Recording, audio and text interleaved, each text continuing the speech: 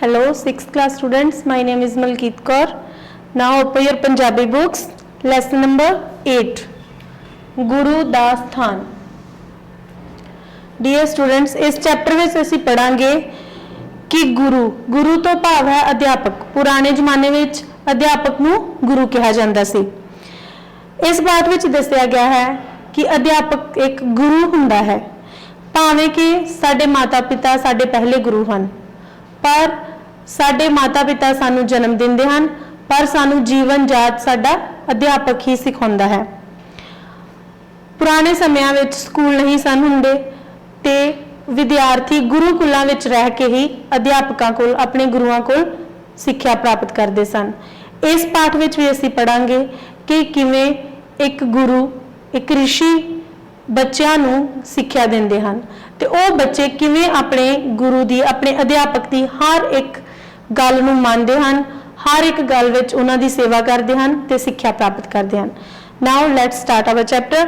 ਇਹ कुछ औखे शब्दों के अर्थ हैं, जिवें जोड़े शब्द है जो बच्चे इक्को समय पैदा होंदे हैं, भाव के ट्विंस बच्चे, उन्होंने जोड़े कहा जाता है। ऋषि भाव महात्मा, कष्ट दुख, शस्त्र हथियार, जीवन जाच जीवन दा ढंग। Now open your books, lesson number 8 page 45। गुरु दा स्थान। बहुत समा पहला एक राजे दे घर जोड़े पुत्रां ने जन्म लिया। राजा राणी दोहां राजकुमारां नूं बहुत प्यार करते सन।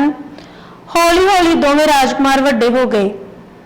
हुण राजे ने सोचा कि दोहां राजकुमारां दी सिक्ख्या दा प्रबंध किया जाए। उन्हां ने अपने वजीरां नाल सलाह मशवरा किया। विद्वानां नूं बुलाया गया। विद्वान हुंदे हन जो सियाणे पुरख हुंदे हन। कई दिन विचार वटांदरा हुंदा रहा। अखीर राजकुमारां दी सिक्ख्या लई एक ऋषि दा आश्रम चुनिया गया, क्योंकि उन्हां समयां विच स्कूल नहीं हुंदे सन। इस करके बच्चों नूं एक ऋषि दे आश्रम विच पढ़ाई करन लई भेजिया जाना सी। ऋषि नूं राजमहल विच बड़े सत्कार नाल लिआंदा गया। राजे ने बड़ी निमरता नाल ऋषि नूं बेनती की कि वह राजकुमारां नूं अखर ज्ञान, शस्त्र विद्या ते राजनीति की सिक्ख्या देन। अखर ज्ञान की भाव जो असीं सिक्ख्या प्राप्त करते हैं, शास्त्र विद्या जो लड़ाइयां आदि विच जरूरत पैंदी है, ते राजनीति जो पॉलिटिकल सिक्ख्या हुंदी है। ऋषि ने राजकुमारां नूं सिक्ख्या देण लई हां कर दित्ती। दूसरे दिन भरे दरबार विच ऋषि का सन्मान किया गया, भाव की आदर मान नाल ऋषि नूं दरबार विच लिआंदा गया। राजकुमारां दे शाही वस्त्र उतार दिते गए ते सधारण कपड़े पा के राजा राणी ने भरे मान नाल पुत्रां नूं ऋषि दे नाल तोड़ दिता। भाव कि वह बच्चे जोड़े बच्चे राजकुमार सन, एक राजे के पुत्र सन, उन्होंने शाही कपड़े पहने हुए सन। उन्होंने वह वस्त्र उतरवा के उन्होंने सधारण कपड़े पवा के उन्होंने ऋषि दे नाल भेज दिता गया। दोहां राजकुमारां नूं आश्रम विच लिआंदा गया। ऋषि का आश्रम एक जंगल विच सी। आश्रम के चारे पासे शानदार रुख ते महकां वंडदे फुल बूटे सन। महल विचों निकल के राजकुमारां ने पहली बार खुली हवा विच साह लिया। उन्हां नूं अजीब जरूर लगा, पर आश्रम का वातावरण देख के वो बहुत खुश सन, क्योंकि पहला सिर्फ वो अपने महल विच ही रहिंदे सन। ये खुला वातावरण देख के वो बहुत खुश सन। कितों मोर घूम रहे सन, किते तोते मिठी बोली बोल रहे सन, किते हिरन बेफिक्र होकर घाह चार रहे सन। ये सारा कुछ राजकुमारां लई नवां सी। आश्रम का जीवन बड़ा कठिन भाव की औखा सी, क्योंकि वो राजकुमार सन अते उन्हां लई इह जही जगह ते रहना बहुत औखा सी। सवेरे सूरज निकलन तो पहला राजकुमारां नूं उठाया जांदा।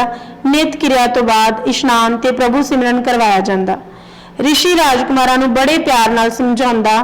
दिन चढ़दे सार राजकुमार लोड़ अनुसार जंगल विचों फल फुल ते बालन वाली लकड़ी लैण लई जांदे। दोहां नूं गौआं दा दुध चोना सिखाया गया। कुछ दिनां दे कष्ट तो बाद दोवें राजकुमार सब कुछ सीख गए। ऋषि ने राजकुमारां नूं अखर ज्ञान दिता, तलवारबाजी ते तीर चलाउणे भी सिखाए, राजनीति के डूंगे भेद समझाए। दोहां ने रात दिन मेहनत की ते ऋषि दे दस्से हर एक काम नूं चंगी तरह ग्रहण किया। एक दिन कुछ यात्री ਧਾਰਮਿਕ ਯਾਤਰਾ ਲਈ ਜੰਗਲ ਵਿੱਚੋਂ ਜਾ ਰਹੇ ਸਨ। ਜਾਂਦੇ ਜਾਂਦੇ ਉਹਨਾਂ ਨੇ ਕੁਝ ਸਮੇਂ ਲਈ ਆਸ਼ਰਮ ਵਿੱਚ ਆ ਗਏ। ਰਿਸ਼ੀ ਨੇ ਬਾਹਰ ਆਸਣ ਲਾਇਆ ਹੋਇਆ ਸੀ, ਭਾਵ ਕਿ ਰਿਸ਼ੀ ਮਹਾਤਮਾ ਜੋ ਸੀ ਬਾਹਰ ਬੈਠਾ ਹੋਇਆ ਸੀ। ਯਾਤਰੀ ਲਾਗੇ ਹੀ ਬੈਠ ਕੇ ਕੁਝ ਸਮਾਂ ਕਥਾ ਕੀਰਤਨ ਤੋਂ ਬਾਅਦ ਰਿਸ਼ੀ ਨੇ ਆਪਣੀਆਂ ਖੜਾਵਾਂ ਮੰਗੀਆਂ। ਖੜਾਵਾਂ ਤੋਂ ਭਾਵ ਹੈ ਪੈਰਾਂ ਵਿੱਚ ਪਾਉਣ ਵਾਲੀ ਜੁੱਤੀ। ਇਹ ਕੋਈ ਅਲੱਗ ਜਿਹੀ ਕਿਸਮ ਦੀ ਬਣੀ ਹੁੰਦੀ ਹੈ। ਜਦੋਂ ਦੋਵੇਂ ਰਾਜਕੁਮਾਰ ਖੜਾਵਾਂ ਲੈਣ ਲਈ ਦੌੜੇ, ਦੋਵੇਂ ਇੱਕੋ ਸਮੇਂ ਖੜਾਵਾਂ ਕੋਲ ਪਹੁੰਚੇ। ਹੁਣ ਖੜਾਵਾਂ ਕੌਣ ਚੁੱਕੇ? ਦੋਵਾਂ ਨੇ ਇੱਕ ਇੱਕ ਖੜਾ ਚੁੱਕ ਲਈ ਤੇ ਆਪਣੇ ਗੁਰੂ ਦੇ ਚਰਨਾਂ ਅੱਗੇ ਰੱਖ ਦਿੱਤੀ। ਇਹ ਸਾਰਾ ਕੁਝ ਯਾਤਰੀਆਂ ਨੇ ਦੇਖਿਆ। ਉਹ ਬੜੇ ਹੈਰਾਨ ਹੋਏ। ਰਿਸ਼ੀ ਆਪਣੇ ਵਿਦਿਆਰਥੀਆਂ ਦੇ ਸਤਿਕਾਰ ਤੋਂ ਬਹੁਤ ਖੁਸ਼ ਸੀ। ਦੋਹਾਂ ਰਾਜਕੁਮਾਰਾਂ ਦੀ ਸਿੱਖਿਆ ਅਜੇ ਪੂਰੀ ਨਹੀਂ ਸੀ ਹੋਈ। ਰਿਸ਼ੀ ਦੋਹਾਂ ਨੂੰ ਰਾਜਕੁਮਾਰ ਲੈ ਆਇਆ ਤਾਂ ਜੋ ਆਪਣੇ ਮਾਤਾ ਪਿਤਾ ਨੂੰ ਮਿਲ ਸਕਣ। ਖੜਾਵਾਂ ਵਾਲੀ ਗੱਲ ਹੌਲੀ-ਹੌਲੀ ਰਾਜ ਮਹਿਲ ਤੱਕ ਪਹੁੰਚ ਗਈ। ਇੱਕ ਵਜ਼ੀਰ ਨੇ ਇਸ ਗੱਲ ਨੂੰ ਬਹੁਤ ਵਧਾ ਚੜਾ ਕੇ ਦੱਸਿਆ ਤੇ ਰਾਜੇ ਦੇ ਕੰਨ ਭਰਨੇ ਸ਼ੁਰੂ ਕਰ ਦਿੱਤੇ ਕਿ ਜੋ ਰਿਸ਼ੀ ਹੈ ਉਹ ਰਾਜਕੁਮਾਰਾਂ ਤੋਂ ਅਜਿਹੇ ਕੰਮ ਕਰਵਾ ਰਿਹਾ ਹੈ।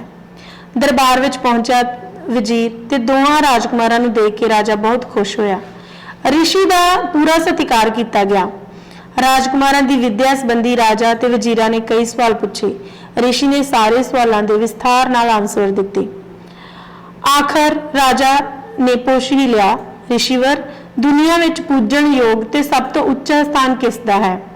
ਰਾਜੇ ਨੇ ਨਿਮਰਤਾ ਨਾਲ ਜਵਾਬ ਦਿੱਤਾ, ਰਾਜਨ, ਸੰਸਾਰ ਵਿੱਚ ਸਭ ਤੋਂ ਉੱਚਾ ਤੇ ਪੂਜਣ ਯੋਗ ਸਥਾਨ ਸਿਰਫ ਗੁਰੂ ਦਾ ਹੀ ਹੈ। ਮਾਂ-ਬਾਪ ਸਿਰਫ ਸਾਨੂੰ ਜਨਮ ਦਿੰਦੇ ਹਨ, ਜੀਵਨ ਜਾਚ ਸਾਨੂੰ ਗੁਰੂ ਹੀ ਸਿਖਾਉਂਦਾ ਹੈ। ਰਿਸ਼ੀ ਦਾ ਉੱਤਰ ਸੁਣ ਕੇ ਰਾਜਾ ਖੁਸ਼ ਹੋ ਗਿਆ। ਉਸ ਨੂੰ ਖੜਾਵਾਂ ਵਾਲੀ ਘਟਨਾ ਜਾਣ ਕੇ ਅੱਜ ਵੀ ਬਹੁਤ ਖੁਸ਼ੀ ਹੋਈ। ਉਹ ਆਪਣੇ ਸਥਾਨ ਤੋਂ ਉੱਠਿਆ ਤੇ ਰਿਸ਼ੀ ਦਾ ਆਸ਼ੀਰਵਾਦ ਲੈਣ ਲਈ ਅੱਗੇ ਹੋਇਆ। ਰਿਸ਼ੀ ਨੇ ਰਾਜੇ ਨੂੰ ਆਸ਼ੀਰਵਾਦ ਦਿੱਤਾ ਤੇ ਰਾਜਕੁਮਾਰਾਂ ਨੂੰ ਲੈ ਕੇ ਆਸ਼ਰਮ ਵੱਲ ਚੱਲ ਪਿਆ। ਵਜ਼ੀਰ ਤੇ ਦਰਬਾਰੀ ਰਾਜੇ ਦੇ ਮੂੰਹ ਵੱਲ ਵੇਖਦੇ ਰਹਿ ਗਏ।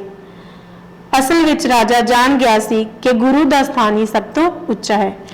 ਓਕੇ ਸਟੂਡੈਂਟਸ, ਇਸ ਪਾਠ ਤੋਂ ਸਾਨੂੰ ਇਹ ਪਤਾ ਲੱਗਾ ਹੈ ਕਿ ਸਾਡਾ ਅਸਲ ਗੁਰੂ ਸਾਡਾ ਅਧਿਆਪਕ ਹੀ ਹੁੰਦਾ ਹੈ ਤੇ ਸਾਨੂੰ ਆਪਣੇ ਮਾਤਾ ਪਿਤਾ ਦੇ ਨਾਲ-ਨਾਲ ਆਪਣੇ ਅਧਿਆਪਕ, ਆਪਣੇ ਗੁਰੂ ਦੀ ਵੀ ਪੂਰੀ ਇੱਜ਼ਤ ਮਾਨ ਸਤਿਕਾਰ ਕਰਨਾ ਚਾਹੀਦਾ ਹੈ। Okay, thank you.